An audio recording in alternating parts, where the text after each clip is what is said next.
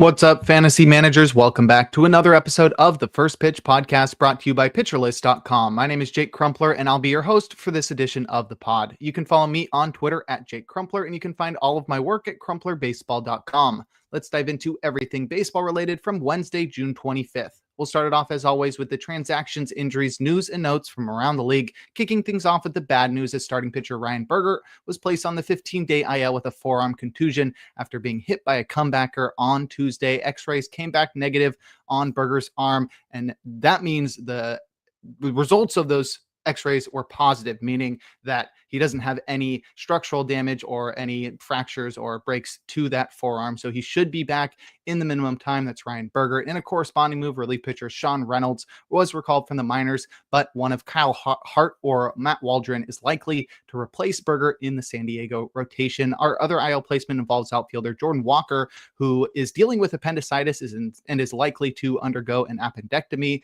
He had just returned from the IL 2 weeks ago after missing 2 weeks with a wrist injury. Looks like Alec Burleson, Lars Nootbaar, and Nolan Gorman will see more consistent playing time for the Cardinals with one less platoon partner to compete with.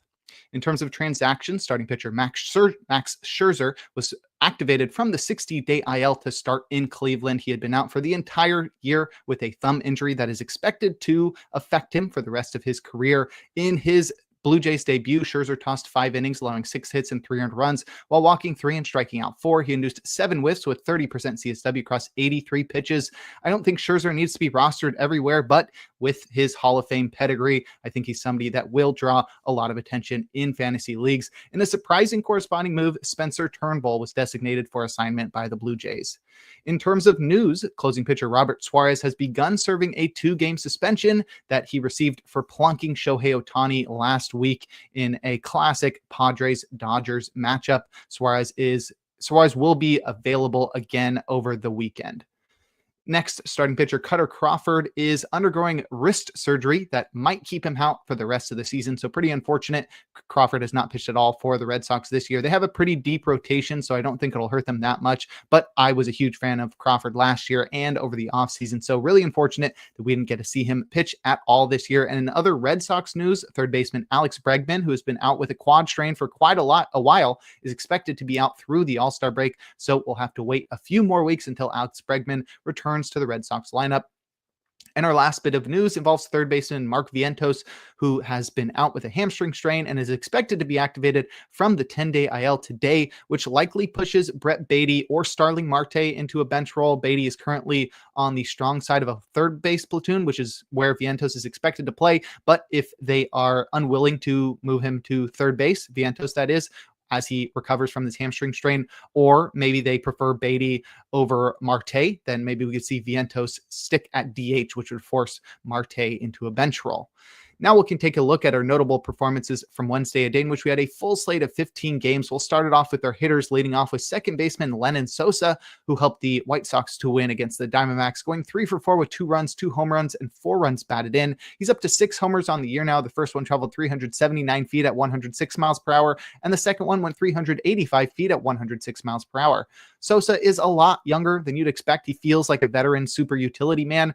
Maybe that's just me, but anyway, Sosa's still just 25 years old and is receiving more consistent playing time thanks to slight offensive improvements this year. He's a very impatient hitter, sort of like Javi Baez, so he relies heavily on his innate ability to make contact to make up for all of the chases that he produces. But he's also sporting career highs in barrel rate and hard hit rate while pulling the ball in the air more often. All that being said, Sosa still doesn't impact the ball that hard and bats at the bottom of a poor White Sox lineup, which really limits his ceiling. I think Sosa's only worth rostering in very deep leagues or AL only leagues because we're looking at around a 270 batting average, which is cool, but we're also that'll only come with around 12 homers and not much else. That's Lenyn Sosa. Next, we have outfielder Joe Adell, who helped the Angels to win against the Red Sox, going 2 for 4 with a run, a home run, and 2 runs batted in. He's up to 17 homers now. This one traveled 433 feet at 108 miles per hour.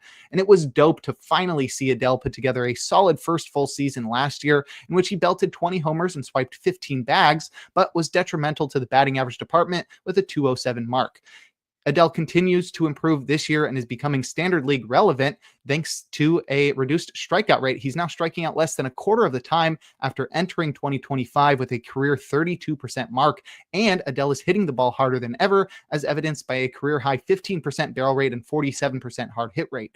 According to Fangraphs WAR, this is already the best season of Adell's career, and his surface stats support that as well, as he's batting .230 with 17 homers, 3 steals, and a .793 OPS, while StatCast suggests he has another level to reach.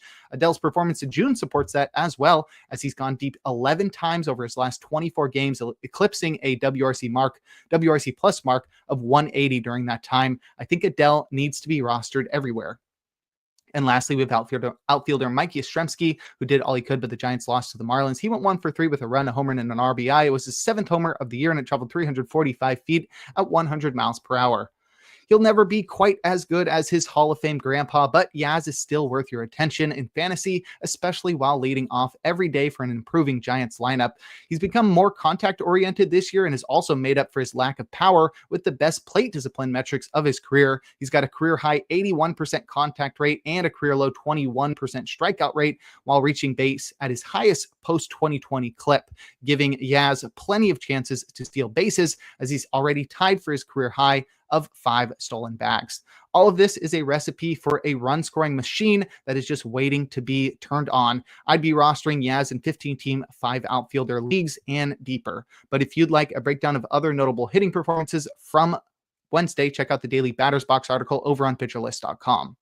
Now we'll head to the mound and check out some notable starting pitching performances, opening with Jacob Lopez, who helped the A's to win in Detroit, going 7 shutout innings, allowing just 3 hits and 1 walk while striking out 6. He induced 12 whiffs with 32% CSW across 103 pitches. Lopez has gone under the radar as a diamond in the rough for the A's this year, likely due to his deployment as a bulk reliever in the majority of his appearances, but he's been great this year and continued that trend on Wednesday. His ERA is down to 3.56 now through 43 innings pitched. Lopez took down the mighty Tigers with 7 shutout frames, and Nick compares him to Ryan Yarbrough, but unlike the fratty Pirate, Lopez relies heavily on an incredibly effective slider, and in this one, it induced 6 whiffs for 44% CSW, as it stole strikes low in the zone versus righties and earned chases glove side versus lefties, while Lopez's changeup was his main weapon against opposite-handed batters, returning a trio of whiffs and 35% CSW. Lopez's low 90s heater plays up thanks to its shape and his arm angle, and avoided plenty of damage in this one with 6 called strikes and 7 foul balls, while his cutter took a backseat in this one as he found enough strikes with his main trio of pitches. But Lopez has got a pretty complete arsenal. The floor, however, is low because he's not overpowering and doesn't have the best control I've ever seen, but I think we should continue to trust Lopez as a streamer with a sneaky high strikeout ceiling. He's got the Rays in Tampa Bay next, and I think I'd be looking at that one as a questionable start. Next, we have Yusei Kikuchi, who helped the Angels to win against the Red Sox, tossing 7 shutout innings, allowing 3 hits and 1 walk, while punching out 12. He induced 20 whiffs with 39% CSW across 105 pitches and earned the gallows pull as those 20 whiffs led baseball on Wednesday. Kikuchi has had the strikeout pitch working in recent outings, picking up 31 punch-outs across his last 3 starts, and Wednesday was his best of that trio of starts as he punched out a dozen Red Sox without allowing a run. The only time in his career in which he's fanned double digits without allowing a run, making this possibly the best start of Kikuchi's MLB career. He had his slider to thank for that, as it induced 8 whiffs for 56% CSW, as it was unhittable out of the zone and taken for strikes in the zone. It had more of an effect against lefties, while his curve stole the show against righties with 5 whiffs and 39% CSW. Those breakers kept hitters off of Kikuchi's heater, which had an extra tick of velo, allowing it to return 8 foul balls and 4 whiffs as batters couldn't get good wood on it. He failed to effectively locate his changeups low, but keeping them on the outside edge against righties allowed him to earn 62% strikes and a trio of whiffs with his slow ball. Just keep rolling with Kikuchi while he's pitching like this. He's got the Braves up next in Atlanta, and that doesn't scare me at all, as his strikeout pitch is totally working right now. And lastly, we've got Sean Burke, who helped the White Sox to win against the Diamondbacks. He tossed 5 shutout innings, allowing 5 hits and 2 walks while punching out 7. He induced 13 whiffs with 30% CSW across 83 pitches. I didn't have high expectations for Burke in this one, as I suggested yesterday to target Diamondbacks hitters against him. His curveball had other ideas, though, returning 5 whiffs and 48% CSW, while increased velocity across the board aided his fastball the most, as he went north-south with the pitch to the tune of 70% strikes and 4 whiffs. Burke failed to find a reliable tertiary offering as his slider couldn't avoid contact. His changeup was excessively thrown in the dirt, and his sinker couldn't buy a strike. There's not a lot of polish here for Burke, and with the Dodgers in LA up next, we're not holding. But if you'd like a breakdown of every single start from Wednesday, give the Plus Pitch podcast a listen and check out Nick's daily SP roundup over on PitcherList.com. Now we'll head to the bullpen and check out the relievers that got saves and the closers that pitched outside of save situations or blew their saves. Starting with the former, Trevor McGill recorded his 18th save with a perfect ninth. Ryan Zefferjohn pitched a hitless 8th and 9th to record his second save. Kenley Jansen had pitched on back-to-back days, so he was taking a rest on Wednesday. Adrian Morahone, with Robert Suarez serving a suspension, recorded his second save with a perfect ninth. Mason Miller pitched a perfect ninth for his 15th save. Edwin Diaz recorded the final out of the game to escape Jonathan Pintaro's jam with a 4-run lead. That earned Diaz his 16th save. Pete Fairbanks is up to 14 saves after his perfect ninth. Yohan Duran also pitched a perfect ninth for his 11th save, and Josh Hader pitched a perfect ninth for his 21st save. And in terms of closers to pitch outside of save situations or below their saves, Grant Taylor pitched the 7th and 8th for the White Sox to earn his third hold. Steven Wilson pitched the 9th up by 4 in that one after the White Sox tacked on an insurance run in the 10th, which suggests that Wilson was in line to be the team's closer on Wednesday. So we still have a committee on the south side of Chicago. Kyle Finnegan recorded the final out of the 8th inning while the Nationals were trailing by 1. They have the day off today, so it was likely just a chance for Finnegan to get in some work. Emmanuel Clase pitched a scoreless ninth in a tie game that the Guardians would win in 10. Jeff Hoffman pitched a scoreless ninth in that one as well. The Blue Jays obviously lost. Calvin Fauché allowed 2 runs in the ninth to blow his 4th save, but came away with his 3rd win when Camilo Doval surrendered 4 runs while pitching the 10th to take his 2nd loss. But if you'd like more information on relievers, check out Rick Graham's weekly articles over on PitcherList.com. And before we look forward to today's games, we're going to take a quick break. Now look forward to Thursday, June 26th, a day in which we'll have just 9 games on the slate. My matchup of the day is Hunter Brown versus Christopher Sanchez. There's not a lot of great starters in this one, but we've got the 2 guys in our auto starts tier squaring off in this one, so that should be a blast. Hunter Brown has been dominant this year, and Christopher Sanchez from time to time can be very dominant.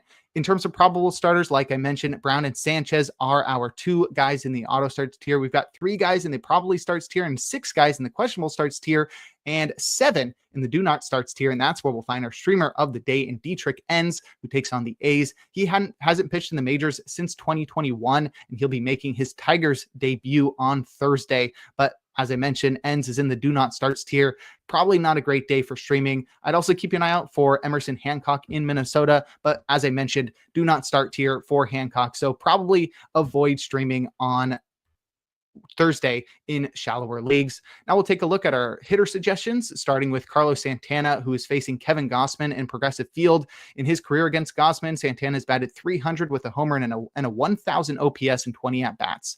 Vladimir Guerrero Jr. has been really good against Tanner Bybee, and he'll be facing off against him in Progressive Field.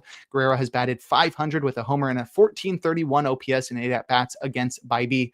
Next, we have Isaac Paredes versus Christopher Sanchez in Daikin Park, formerly known as Minute Maid Park. Paredes, in a very small sample, has destroyed Sanchez, batting .800 with a homer and a 2200 OPS in 5 at-bats.